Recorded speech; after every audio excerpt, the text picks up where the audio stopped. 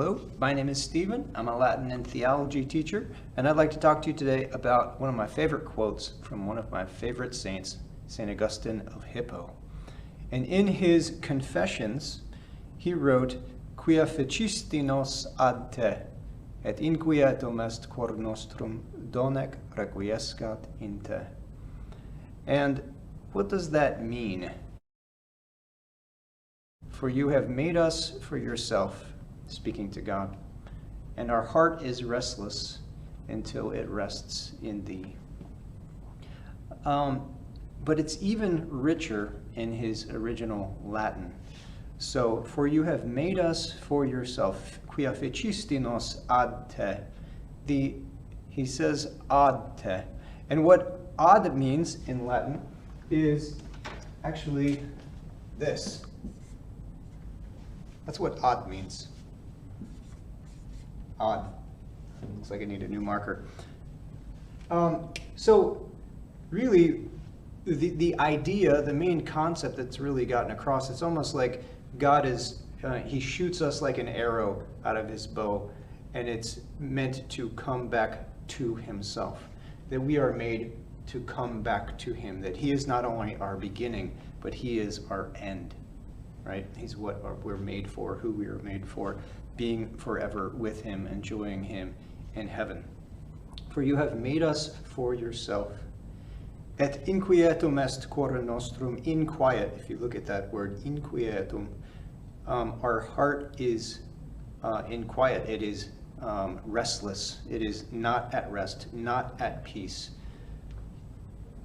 And notice cor nostrum, our heart. It's a collective singular. He's talking about the human condition. Our heart is restless until it's often translated, our hearts are restless, but it's literally, our heart is restless. We're in this together as one humanity until it rests in thee.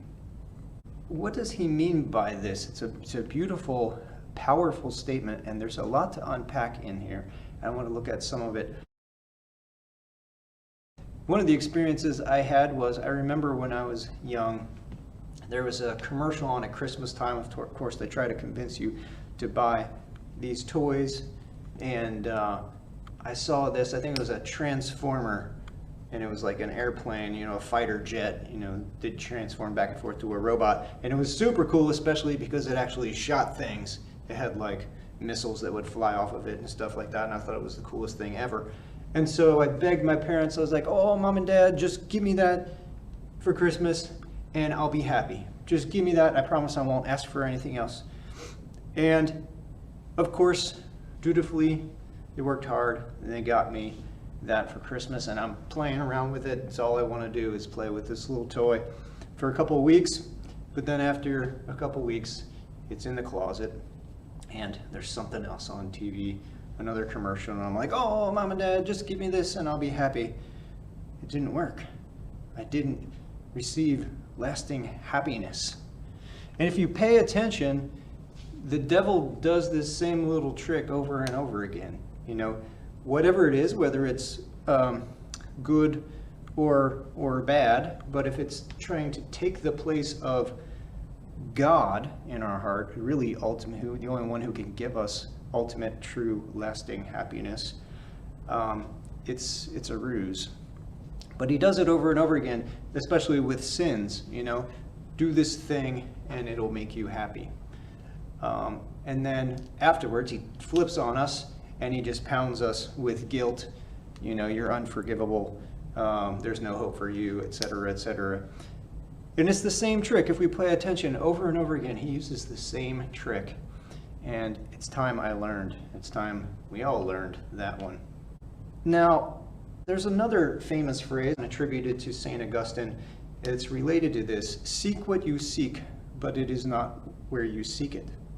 Seek what you seek, but it is not where you seek it. What do we all seek? Well, according to Aristotle, what we all seek is happiness. And I think he's right. And that's more or less what St. Augustine was talking about. In the context that's quoted, he's talking about peace. He's talking about rest. He's talking about true peace in our souls. So what is the problem? The problem is, in the human heart, we know that we're made for lasting joy. We have a desire for a happiness that doesn't go away, that's not short-lived. When we give into these things, even good things, when we seek after things to take the place of God, to give us that lasting joy that we really want, and we try to, fill our hearts with those things, and they leave us empty. It doesn't last. It doesn't give us, a joy that can't be taken away. Think of health, for example.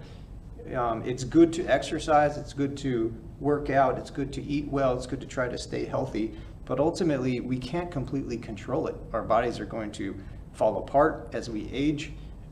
We might get sick. We might get cancer. We could get all kinds of things that we don't have control over. There's only a certain amount we can do, and ultimately, no matter what, it'll end. So if we put all of our happiness in that, that's what's going to give us lasting happiness. Eventually we're going to be thoroughly disappointed and left empty. It reminds me of another one of my favorite quotes from the Bible. It's actually from Jeremiah, chapter 29, verse 13, where he says, "Queretis me et invenietis, cum quesieritis me in toto corde vestro." And what that means is, you will seek me and you will find me when you will have sought me with your whole heart. But if you look again at the original Latin, he doesn't say specifically with your whole heart, but in toto corde vestro, in your whole heart. In other words, he's saying the same thing as St. Augustine is saying here, and that is, why do we have this desire for God? Why do we have this desire for unending happiness? It's because it exists and we're made for it. Just like, why do we have the desire, why do we get thirsty? Because water exists and we need it. Why do we get hungry? Because food exists and we need it. Why do we have, similarly, a desire for happiness that doesn't end? Because it exists and we're made for it. Seek what you seek, but it's not where you seek it. Seek that happiness, but it's not in these good things or in these sins that you seek it here below, in these material things, these passing things. As good as they might be, chocolate chip cookies are great. They're not going to give me unending happiness. But God is. So the point is, my heart was made with a God-sized hole in it, an infinite hole. And when I try to fill that hole with these finite things, it just gets in the way to where I can't see God. And here, Jeremiah says, you will find me when you will have sought me in your whole heart, literally, in your whole heart. In other words, rip that thing out of God's place and give me your whole heart. Give me this God-sized space and look for me there, because there I am. But if you have that stuff in my place, it's blocking you from seeing me and you won't find me. So, God wants us to seek him. It's good for us. It's good for our relationship. It's good for us appreciating God. But part of that, of course, is purging out those other attachments so that we can really put that attachment to him. Which also brings up another point. I won't go into it too much, but asking ourselves, what is true happiness? Again, a lot of it comes down to language. If you look at the word for happiness in English, it's related to the word happen. Happiness is such a transitory, fragile thing because, well, it depends on what happens. If I win the lottery, I'll be happy that day for that moment. But then if I get sick, I'm not happy. This is not the kind of happiness that we're made for. This is not the kind of happiness that Jesus promises us. He promises us happiness through the cross. He promises us a joy that can't be taken away from us.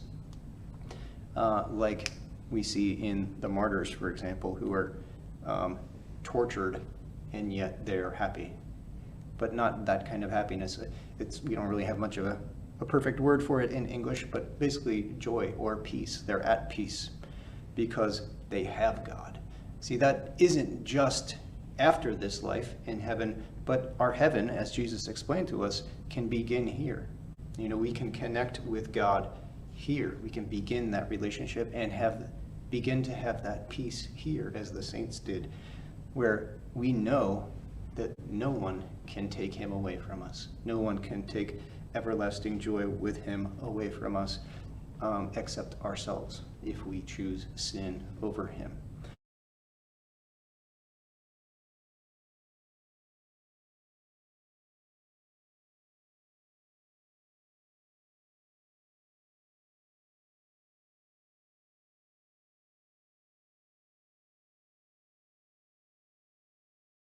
So I hope that helps.